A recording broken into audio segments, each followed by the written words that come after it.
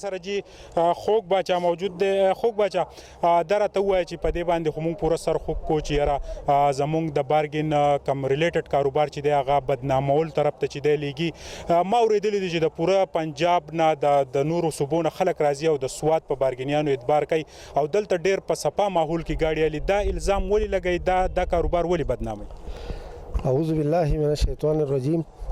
سهیل باچا دا کم څه چې کېږي دا ستاسو او د دې ټول قوم نه پټ نه دي. دا صرف د یو منظم سازش تحت د کاروبار بدنامول غواړي.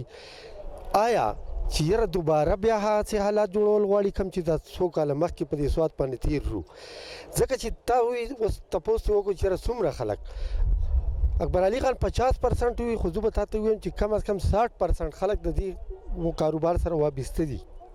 آیا په یو بارګین کې کم از کم څومره کاروبار کېږي، څومره خلک د هغې سره خپل لین دین چلی؟ ډېره د افسوس خبره ده. صرف دا کاروبار ختمول غواړي.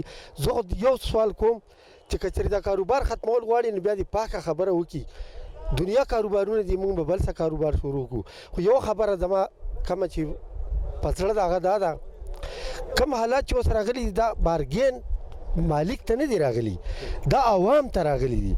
او زموږ د دې عوامو یو نمایندګان دې اوس راغلي دي په وجود کې. هغوی دا واس کوي چې موږ د قوم خادمان یو.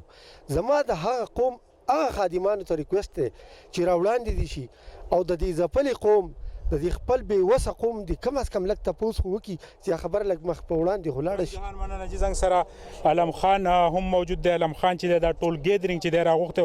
علم خان دا څه چې وشو یا سب ډویژن په ریکورډ بارګینو ته نقصان رسي، تاسو دونه لوی سټیپ واخیستو، خپل صدر یې انوایټ کو، آیا مطمئن شوئ چې یاره ستاسو دا کم ټینشن چې دی په دې کې به کمی راشي؟ انشاءالله زموږ د صدر صاحب چې کوم دا خبرې وکړې په دې موږ ډېر مطمئن شو او دا یوازې زموږ سره زیاتې نه ټول قوم سره زیاتې دی. اورې صحیح. علم خان زنګ سره موجود و. نوید خان بارګینونو ته دومره لوی زیان او د دې سره ریلیټډ کم کاروبار چې دی هغه خو دا وخت په مکمله توګه ټپ دی ولې چې پکړ دکړ سټارټ دی. هغه ګاډي د کومو ته چې نمبرې ملاو شوي خلکو پې ډوډۍ وکړې، مبارکۍ پې واخیستې، نن د هغې دا حل دی. څه وایې؟ بسم الله الرحمن الرحیم.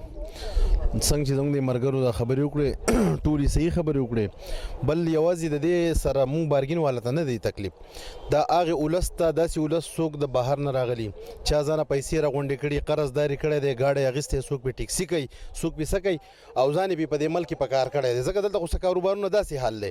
نن هغه ګاډي راځي، دا ګاډي چې دی حکومت مونږ له پاس کړي دي، دې حکومت مونږ له دې ګاډو له نمبرې راکړي، مونږ خپل کور نه دي رخ کړي.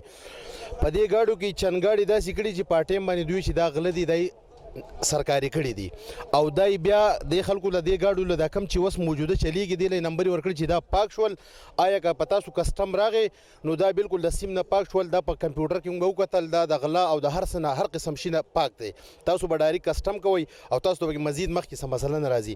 نن دو دا وایي چې یاره دا ټیک نه دی، نو دا آیا دی له دا نمبر ما ورکړو؟ دې خلکو په خپل رخ کړو، خو دې عمله د سرکاري خلکو له ورکړو. په دې کې آرمي وا، په دې کې د دو خپل ټیم و، په دې کې د دو د اسلام آباد سره کانټیکټ د هغې سیم نغول په هغې به چیک کوو چې اساس هر څه. نوید خان د خبرو کول.